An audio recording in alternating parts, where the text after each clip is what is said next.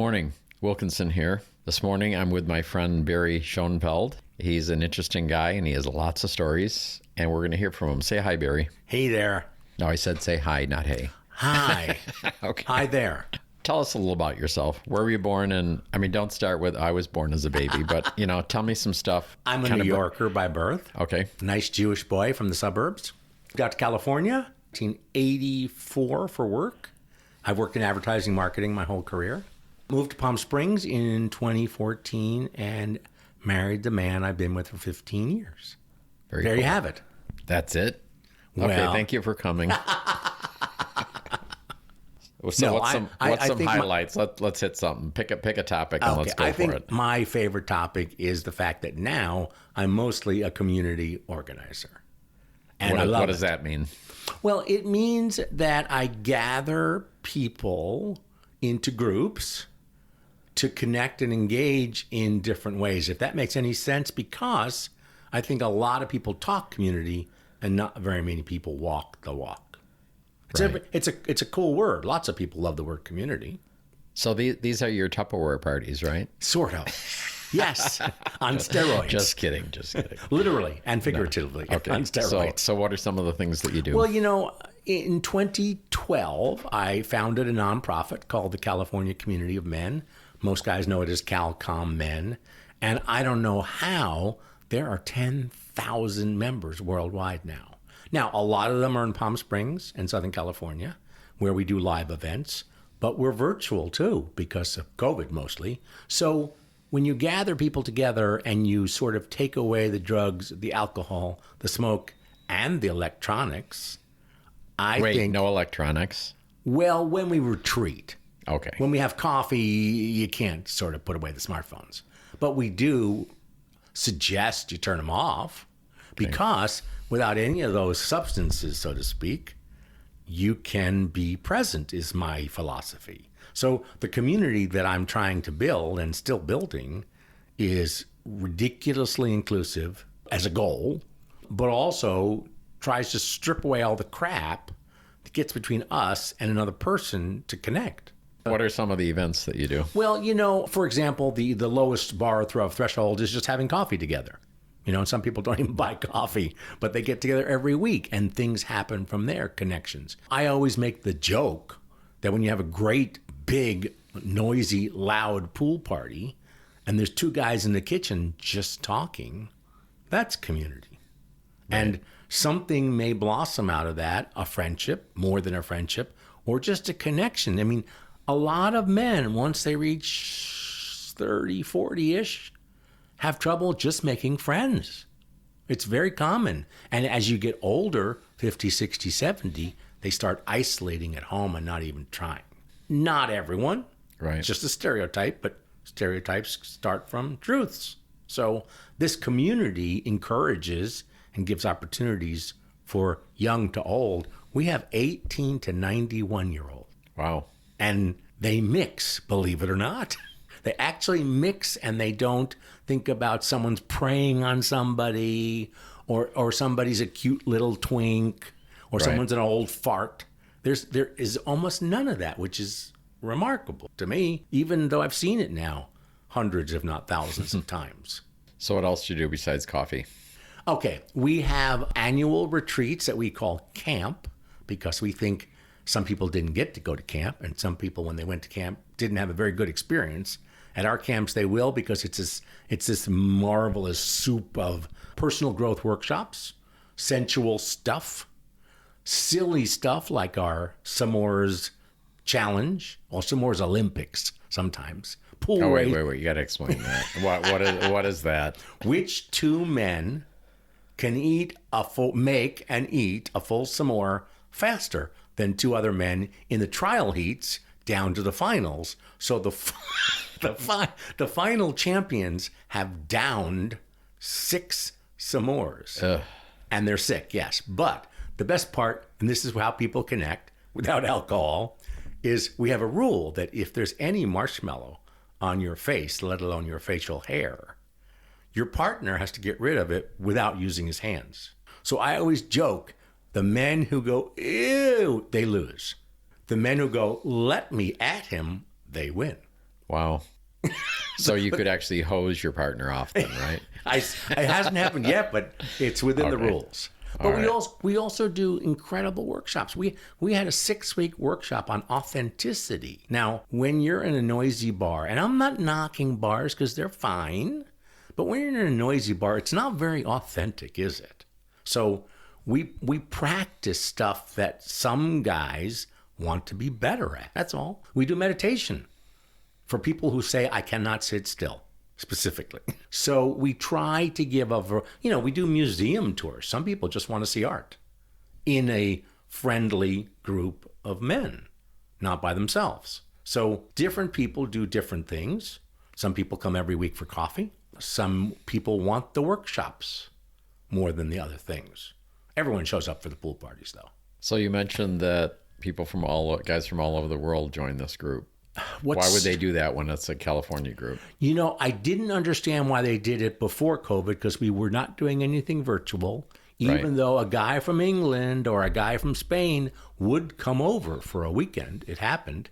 Once we went virtual 3 times a week originally after COVID, they really started showing up. We have friends now in Melbourne, Australia, Bangkok, Thailand, and Shanghai, and all over Canada too, who will probably never meet for real.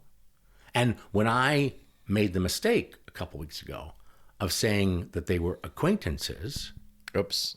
exactly, 2 of them were really pissed. And they said, we don't really have a word for it in English, but we're friends. We're not your acquaintances. And I was really taken by that because I just know them for 2 years once a week. Right. So it's become more global and more people are joining, from the Middle East, from all over Africa, from all over Asia, every week now. So the word's out. So are there any funny stories involving California community men or no? Oh, are there? Anything that that's funny that you can talk about? Let me see if I can find some PG ones. Okay. I think what's interesting is one reporter once asked me, what's the most common misperception about the LGBT community? And I said, that's easy. We're always having sex. 2 men have sex, 3 men have an orgy. And she laughed and she said, you're not serious. I said, I'm totally serious. And I told her the story about the guys who call all the time or email and say, what about sex? Or what is this thing sex positive you keep saying? And what's amazing is, and I think it's kind of funny, is if they don't like my answer and they say, that's all, we're blessed with enough groups that I can refer them to a group where they'll be happier. If they say, that kind of scares me, again, I can refer them to a group that's more to their taste. But it's always interesting. Just as many people say, where am I going to sleep? As say, what about the sex? And you never know if they want it or don't want it. That's the weird part. Not everyone wants it. So what is your standard answer? My standard answer is that we define it as a sex-positive environment, which means we don't care and we don't shame what you do or don't do. There are camp rules, of course, because we want to be respectful of the people we're renting from. But we always rent from an owner who understands who's coming to camp. The same is true for a pool party. I'll tell you this, there are wonderful pool parties because it's Southern California. And they range from British tea formality to orgies. Let's just call them what they are. So we had to find the right balance, because we wanted to have it be culturally like the mission of the group. And we weren't quite sure at first what that was.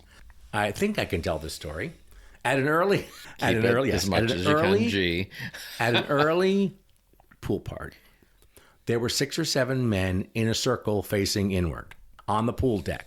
And I said to a friend, I don't know what to do, but that doesn't belong. And he said, don't worry, I'll take care of it.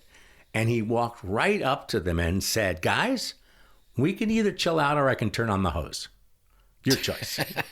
And it took care of it. And with humor, it also took the the bite out of what was going on and set people straight. Guys show up with bottles of wine. Guys show up with six packs. And they go, oh, I'm so sorry. I didn't know, but that's great. So also the group's great for people in recovery, but that's not why it exists. Right. You want to keep it authentic and don't have all of the things that would maybe change that. Yeah, because a lot of what the community, in quotation marks, has, I think, is kind of superficial and gets in the way of humans connecting. It's just a nuisance, if you will, or it's not real. It's not real. So that's always what we're looking for. When we do meditation, for example, there's lots and lots, probably thousands of kinds of meditation. Ours is mindful. So you know where you are, you be as present as you can, and that's authentic too. So we put that spin, I guess, on a lot of things that a lot of people do differently. Sounds cool. Yeah, I think that's why people come back. I think that's why people, particularly in their 30s, let's say, 40s, who are sort of in the thick of things, are surprised. Mm-hmm. Are really surprised because it's not what they know. All right, let's change the topic. Okay, so good. you told me that you teach. What do you teach? I fell into this, but it's fun. I was driving out on Rancho Mirage, and I happened to see that UC Riverside, University of California at Riverside, has a Rancho Mirage satellite campus, which I thought was kind of weird. But I thought, I've taught before. I'm going to call them up.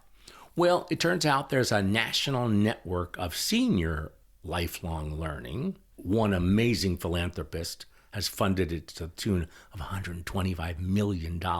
What? Exactly. So each school gets $1 million to do a senior lifelong learning program, however they want. So this woman said to me, and it's held me in good stead, don't teach from your degree, teach from your passions. So I went home and I thought about that. And I said, well, I like going to the theater. I like opera a little. I'm not crazy.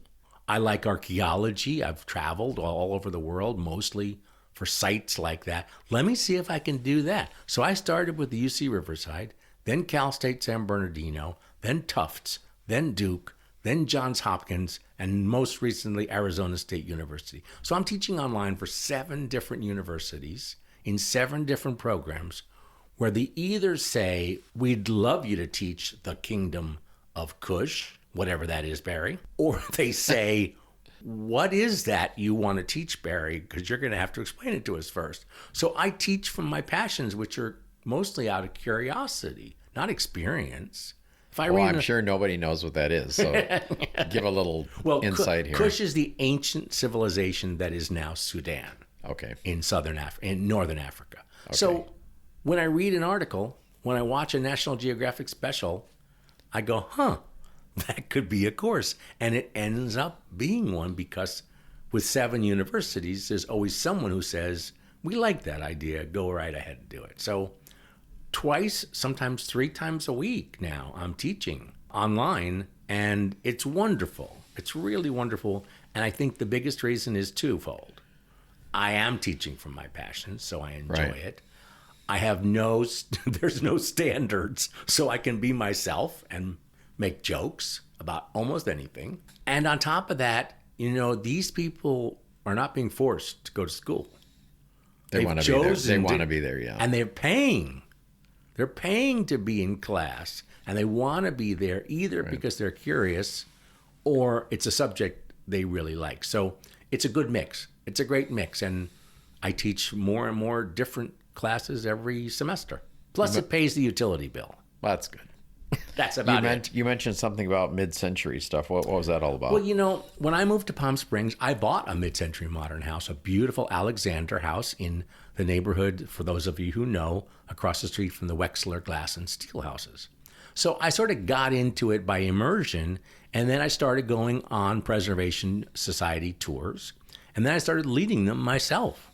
So when it came time to developing a course, I naturally turned a bus tour into a course, and then it went right back. So I'm currently teaching that, but the university director called me up and said, would you be willing to lead a bus tour when we finish class after 6 weeks? And I said, well, I already do that. But do you really think these people, it's terrible.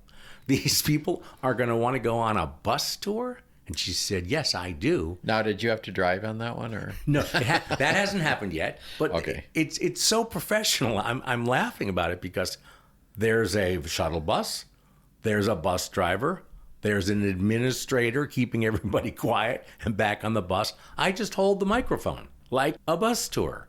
So that's coming up in the middle of June, and it's going to be a hoot. It's just going to be so much fun. Do you plan the tour, or do they Yes. do it? I mean, the course goes over way, way, way more buildings than I could ever go to. So in a 3-hour tour, just like Gilligan's Island, in a 3-hour tour, we might get to 15. So I'll have to pare it down a lot because Palm Springs alone has dozens and dozens and dozens. And if you count all of them, it has thousands. Right. So you're trying to find ones that are not buried behind hedges, I assume. Yes, and some that you can still go into, which are commercial buildings like hotels and churches, and even some of the homes you can walk up to the gate at least, and they're used to people peering over. I mean, we had tour buses passing by our house constantly just because that's what Palm Springs is known for in part. So it'll be fun. It'll be a lot of fun. And she was right, the director. It's sold out and there's a waiting list. So Wow. Go figure. Do you know that the Pink Door House? Do you know what that one is? I know of it. I know Because of it. But I guess somebody bought it and they don't even want you walking up anywhere near it now. you know, it's I understand it. I get it. But you know, we have the second most famous building in America in Palm Springs, the Kaufman House by Richard Neutra, who built the family built Falling Water in Pennsylvania. So they commissioned the two most famous buildings. Well, those people have a big old gate, but the house rises up on a hill and no one cares. Which is, you know, you have to understand, I think, when you own a famous house like that, you're a custodian in part Right. of something that's great, and people are going to want to see it. I mean, if you bought the Washington Monument, it comes with the territory, sort of. So I don't totally get it because I think that's part of owning not just a good house, but a famous house by a famous architect. It's gonna be on the tour. Of course, we don't go tramping through them because the most beautiful ones are private homes. Right. But an apartment complex, we can walk right through the Sunset Lanai on Sunrise. We can walk right through Ocotillo Lodge on East Palm Canyon because they're open to the public. Were you interested in any architectural type things in New York, or did it all develop out here? No, it started with Frank Lloyd Wright, and I had to travel from New York. But I went all over the Midwest and the Southwest and Northern California, traipsing after Frank Lloyd Wright buildings. And that's a great hobby because I remember 3 weeks in Michigan and Illinois, and every day you could see 2 or 3. It's just lousy with Frank Lloyd Wrights. Well, So- I grew up in Buffalo, and they had quite a few of them there. I remember what was it, the Larkin Building? The Larkin big Building? commercial? They tore it down for a parking lot, and they never even made it into a parking lot. It was really No, disgusting. I haven't been to Buffalo, but I've heard, because actually, a little side story, Wilkinson. When I wanted to go to Michigan and Illinois and I wanted to get into these houses, I read a story by the guy who knows everything about Buffalo. And he had visited all these private houses. And I just wrote him an email and said, how the hell did you do that? Right. And he said, I just wrote them letters. Occupant. Because the addresses are public. The addresses are all public. And I did the same thing. I must have written 20 or 30. And wouldn't you know it, 10 or 15 said, please come over. One guy had us over for sunset cocktails on the porch. A very old widow with a very rich history. Which town was this in? Madison, there's a lot in Madison, Wisconsin. So I think both of those were outside of Madison. And so you can get in these houses. You just have to plan. Well, the question is, did you get the rich old widow to adopt you? Oh, if only. I was just going to camp out till she passed away. But that didn't work either. She was remarkable. She That's said, cool. right over there is the piano that Frank Lloyd Wright used to play after lunch. Wow. And I went, So wow. this was a house he lived in, not just something he designed. No, it was the house he had built for her. Oh, and they became they'd friends. have lunch, and then he'd play piano for her. Exactly. So, Wow. And, I sat in his seat in his theater at his school. So, I mean, that was, for me, you have to be an architecture nerd. Really cool. That was really wonderful. So, Barry, you're gay. My God, you've outed me. I know. I'm sorry. So, what's your story? Did you come out? What happened? A lot of people have asked me, mostly younger guys, about that. And I never wrote a letter, never had the conversation with my parents, never came out to a single friend except for two. I mean, everybody knew. So it wasn't talked, my family was never talked about. Never. Well, I mean, this is a podcast, so they can't see you, but just for everybody's edification here, he is dressed from head to toe in pink. Except for the tail coming out the back. Not really. Okay, continue. I'm sorry. So, two people, interestingly, I did come out to. First of all, my sister, who came out to me first in the same conversation. Wow. So we realized that my parents were batting 500 out of the siblings. So you have two other siblings. Two other siblings who are very straight. And then, as a college freshman, one night in our bunk beds, my college roommate came out to me, and so I came out to him back. So the same thing sort of happened twice, but that's the only time. Even when I was working, got out of college, I think most people at work knew. I just didn't wear a sign around my neck. If someone had asked me, I wasn't going to lie. I just didn't want to make it, he's that gay guy who works on 17. Right. It was a little different for me, and I was pretty sheltered too. When did you start your gay career, actually? That's not PG rated. All right. No. I will say this. It is kind of interesting. I tried to start it as a junior in college, pretty late, relatively speaking, at a cast party after a show I was in, when I invited a cast member home with me. And the next morning, thinking I was in love, since it was a first, thinking I was in love, I got in touch with him, and he said, I was just drunk, and I almost committed suicide. Oh, wow. So it didn't get off to a good start, but after college, and I moved to New York City, this was pre-HIV. So a lot of places were open and available to me that are no longer open and available to anyone. And I took advantage of them and really learned an awful lot. I do have one story.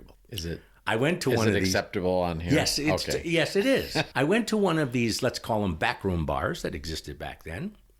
And there was somebody entertaining on top of the bar when I walked in. Not that big of a deal. Lots of people entertain on the top of a bar. Well, not lots of people, but it's been known to happen. I've never done that. Jeez. I walked in, and there was an African-American man who, in my memory, was 7.5 feet tall. He was on the bar or something. Yeah, he was on... And those stiletto heels, too. No, he was totally naked.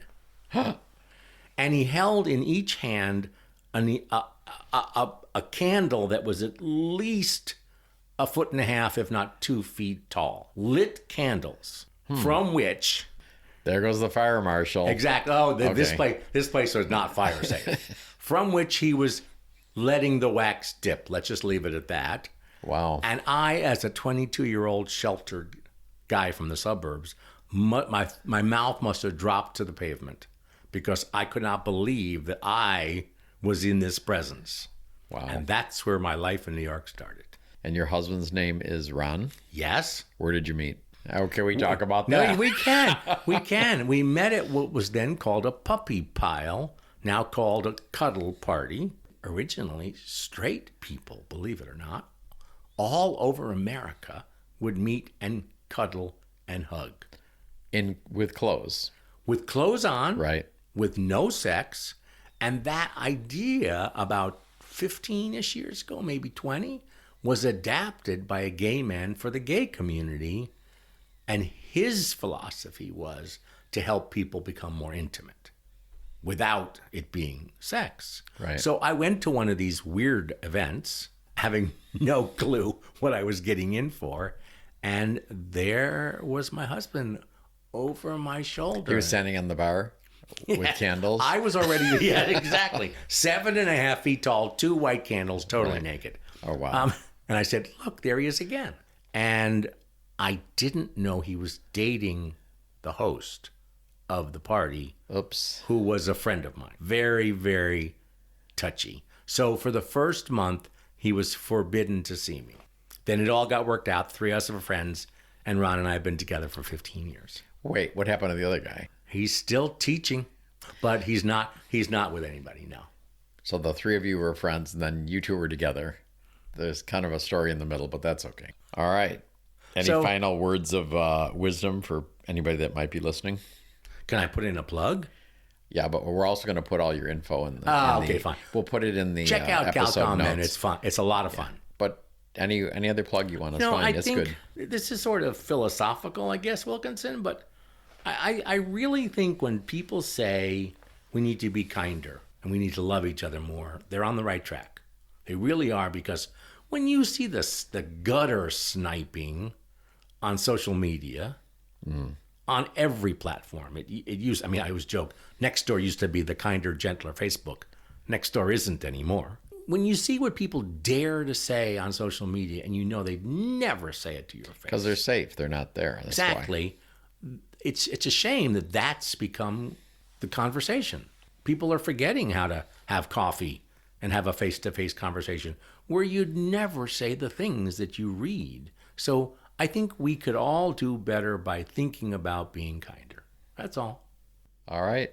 Somebody can meet you, Barry, and visit CalComMen, and we'll put the links in the episode notes. Please do. Thanks for coming. Thank you. Okay.